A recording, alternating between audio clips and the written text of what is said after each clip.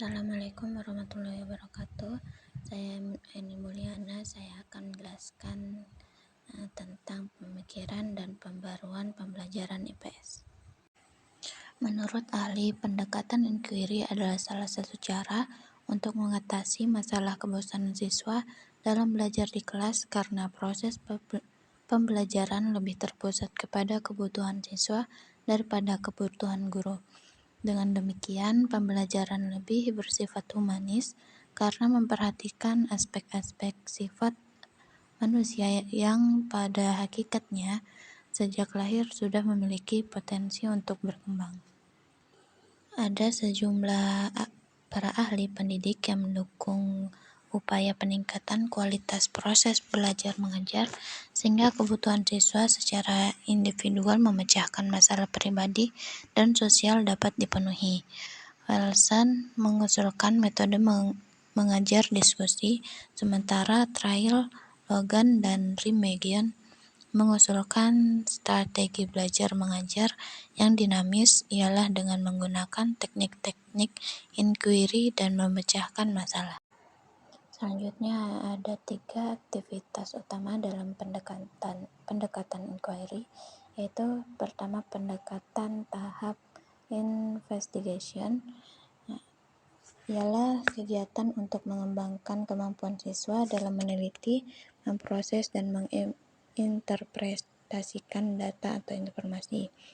Nah, kegiatan ini merupakan dasar untuk memprediksi alternatif kesimpulan dalam memecahkan masalah, menyusun hipotesis, menetapkan pendekatan-pendekatan, dan merancang metode untuk mengumpulkan, mengorganisasi, dan memproses data atau informasi. Tahap yang kedua yaitu tahap communication, ialah kegiatan untuk mengembangkan kecakapan siswa dalam menggunakan macam-macam bentuk komunikasi seperti ucapan, tulisan, grafik, dan statik. Nah, para siswa ini belajar mengumpulkan, memproses, menganalisis, dan mengkaji informasi dengan menggunakan sejumlah format dan varian metode. Yang selanjutnya yaitu tahap participation, ialah kegiatan mengembangkan kecakapan dan rasa percaya diri siswa dalam kerja kelompok dan dalam proses pengambilan keputusan. Nah, para siswa ini juga didorong untuk menilai apakah kecakapan yang dilatihkan di kelas ada manfaatnya dalam kehidupan mereka sehari-hari dan masa yang akan datang. Selanjutnya itu upaya pembaruan pembelajaran IPS di Indonesia. Nah, istilah ilmu pengetahuan sosial atau IPS dalam sistem pendidikan di Indonesia baru dikenal sejak lahirnya kurikulum di tahun 1975. Nah, sebelumnya pembelajaran ilmu-ilmu sosial untuk tingkat persekolahan menggunakan istilah yang berubah-ubah sesuai dengan situasi politik pada masa itu. Misalkan kurikulum tahun 1964 menggunakan istilah pendidikan kemasyarakatan. Selanjutnya pada tahun 1968 terjadi perubahan pengelompokan mata pelajaran sebagai akibat perubahan orientasi pendidikan. Nah, mata pembelajaran di sekolah dibedakan menjadi pembelajaran jiwa Pancasila, pembinaan pengetahuan dasar, dan pembinaan kecakapan khusus. Kurikulum 1964 ini berubah menjadi pendidikan kewarganegaraan yang merupakan kolerasi dari ilmu bumi, sejarah, dan pengetahuan kewarganegaraan. Dilanjut pada tahun 1975, lahirlah kurikulum 1975 yang mengelompokkan 3 jenis pendidikan, yakni pendidikan umum, pendidikan akademis, dan pendidikan keahlian khusus. Nah, dalam kurikulum 1975 ini dikemukakan secara eksplisit istilah mata pelajaran ilmu pengetahuan sosial atau IPS yang merupakan fusi atau perpaduan dari mata pelajaran sejarah, geografi, dan ekonomi. Menjelang adanya perbaikan kurikulum 1975, tahun 1980 muncul bidang studi PSBB, gagasan dari Kemdikbud Nugroho Notusutanso. Nah, mata pembelajaran ini hampir sejenis dengan IPS atau sejarah dalam PMP, upaya memperbaiki kurikulum IPS 1975. Itu kurikulum yang disempurnakan, yakni KYD 1975. Baru terwujud pada tahun 1984.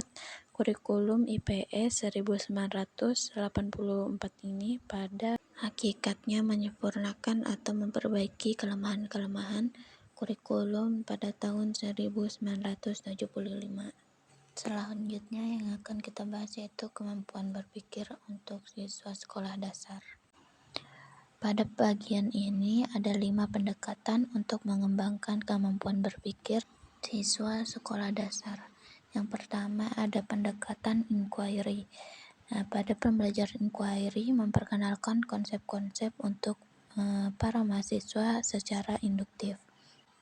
Belajar dengan menggunakan pendekatan induktif yang mencakup proses pemikiran, berpikir dari hal-hal yang khusus kepada hal-hal yang bersifat umum, dimulai dengan upaya guru memperkenalkan sejumlah contoh konsep yang lalu para siswa mempelajari contoh-contoh itu dan mencoba menyimpulkannya dengan cara membuat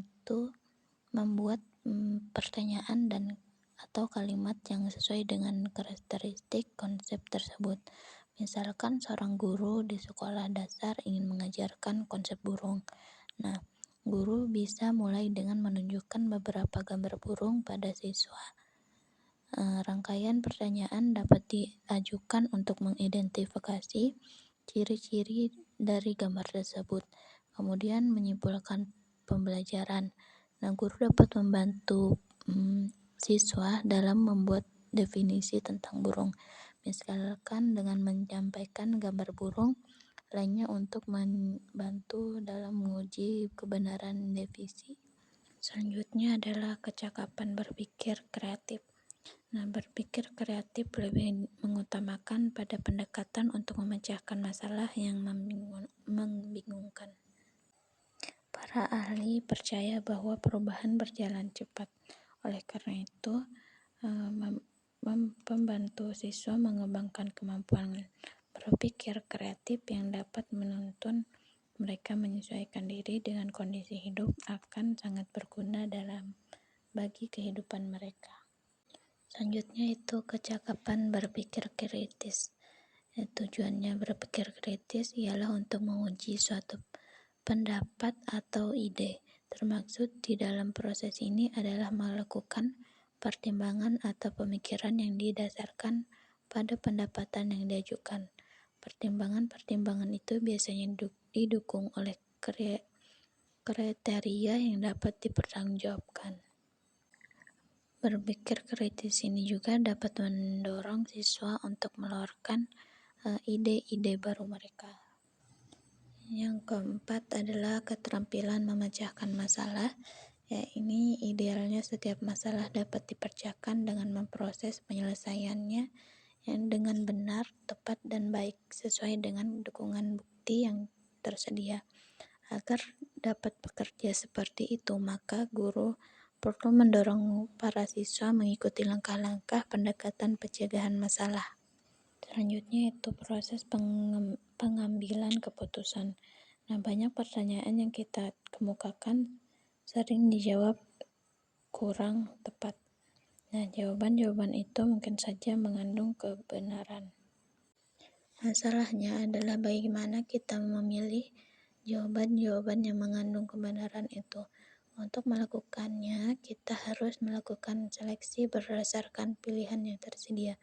Kemudian bukti-bukti yang telah terkumpul akan mempertimbangkan nilai-nilai pribadi yang dimiliki oleh para siswa tersebut. Mungkin cukup sekian yang dapat saya sampaikan. Assalamualaikum warahmatullahi wabarakatuh.